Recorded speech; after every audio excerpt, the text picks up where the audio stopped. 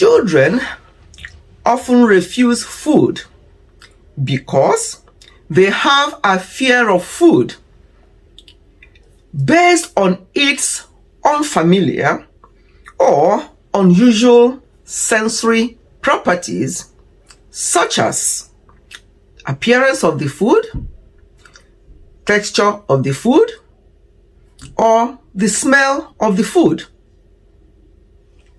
Understanding this can actually help parents to approach food refusal from a fresh point of view.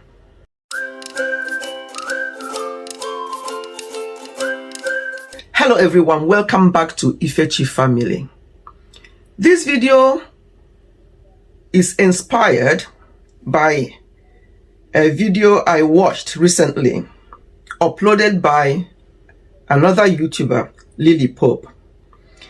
In that video, she was very upset regarding her daughter, who is about 6 years or so, and she does not like eating.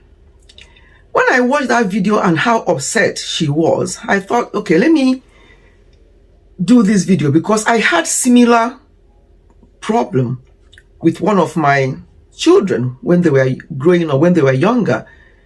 That child now is an adult and he eats everything he chooses to eat.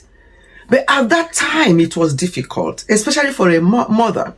We always want our children to eat very well. We want them to look good and eat and have some flesh in them. But we worry ourselves so much sometimes. It may well be that the issue is the presentation of that food or the quantity of the food that we give to our children. Sometimes we want to give them so much, not remembering that every one of them, they're so different.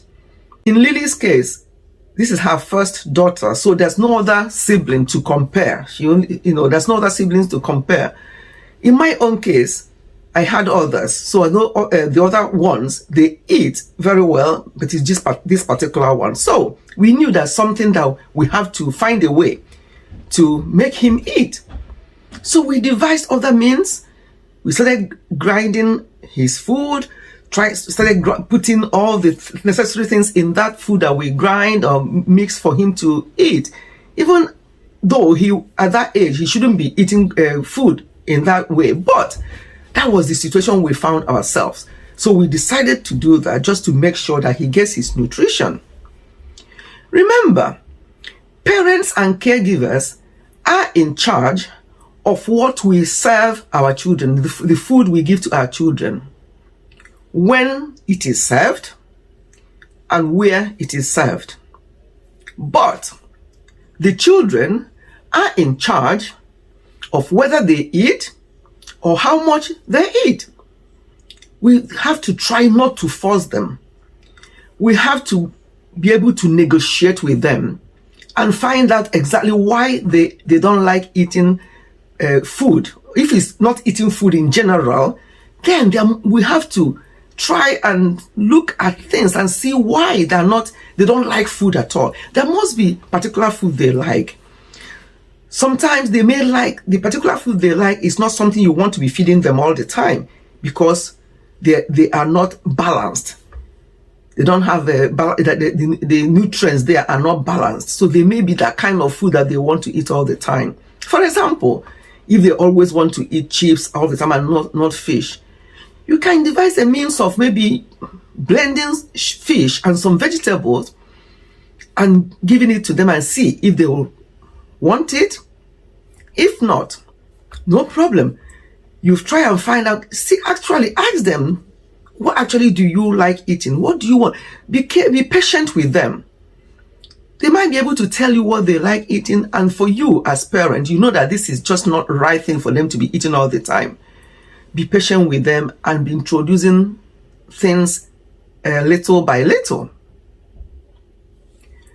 When we start to feel frustrated and defeated when our children are not eating, we try other techniques such as I labeled it, I listed it as BSPFD. BSPFD. What is the B? Bribing. We start bribing them. Oh, if you eat your food today, I'm going to do this for you. I'm going to buy you this. I'm going to do that for you. You are bribing them. The next one is S, shaming. You start shaming the child by saying, assuming they have other children like I did at the time, you start telling them, oh, look at your brothers or your sisters. They normally finish their food. They love their vegetables. They eat everything. Why are you so different? What is wrong with you? You start telling them off and shaming them. That is not going to help. It's going to make things worse. No bribing, no shaming. So the next one is P, punishing them. You say something like, you won't watch any television today, or you won't use your PlayStation or whatever they have today unless you finish your food. Again, that is not helpful for that child, because they are now living in fear. They now want to maybe force themselves to eat, and maybe sometimes after eating that food they may throw up. That means that they have not even achieved, and that can actually start building up eating disorder, which actually, because of the way you handled it, the child is now afraid and wants to eat. I don't want to be punished. I want to watch my PlayStation, so I'm going to eat the food. And after eating, they may vomit because maybe you've given them too much, or you've asked them to, oh, make sure you finish what is in that plate. If not, so that's part of the punishment, asking them to finish everything, and that if they don't do that, they're not going to play with their siblings or do this or that. That is a no. It's not good. It's not helping that child. It can actually lead to that child developing serious eating disorder as they grow up. The next one is F, forcing them to finish everything. Oh, you have to eat that. Oh, there's that vegetable there. You've eaten the carrot and the sweet corn. You have not touched the broccoli. You have to finish that broccoli. You must eat that. The child may not like broccoli. There are other things, substitutes. But you don't force them. Forcing them to finish everything in their plate and every type of vegetable that you have put in there is not good. Again, it creates fear in them, so that whenever it's meal time, they are so worried, they are anxious. That is not good. The other one is D. No, I said BSPFD. So I've talked about bribing. I've talked about shaming them. I've talked about P, punishing them. And I've talked about F, forcing them. And the last one is D, distracting them. You may say, oh, you can watch your favorite movie, or you can watch your favorite TV program when you're eating your lunch. When you're eating your dinner, you are going to watch that favorite program tonight when you're eating your dinner, and making sure that you finish it when you eat. Now you are you want to distract them.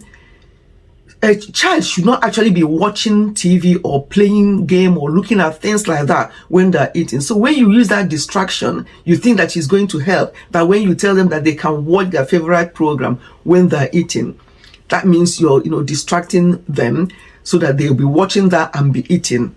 That is not good. It's good for them to concentrate when they are eating. So using these things I just said, BSPFD, bribing, shaming, punishing, forcing, and distracting the child for them to eat, is not good. There are few things to try. One of them is to take your time. When it comes to your child not eating, take your time. Don't be in a hurry. I know we are all so busy. We want them to eat up so that you can just go and do something else that you need to do. But I suggest that you don't be in a hurry. Take your time with that child. It may just be that you have other children and it's that particular child that is the one that is not eating how they should. Create time for them. If it's more than one child, create time as well for them. Don't be in a hurry. Because when you create that time and say to them, okay, you eat your food, I'm going to be doing that, I'll come back and see how you're getting on. So you're just leaving them to it. You are not there, especially when they can eat themselves. For example, that Lily's daughter, she is at that age where she can eat herself. Put a few things, not so much, just a little, because if they have that fear of food, they don't like eating, the best thing is to give them very little at a time. So, and leave them to take their time to eat. The next thing is to offer them foods in different forms. It doesn't have to be, for example, carrot.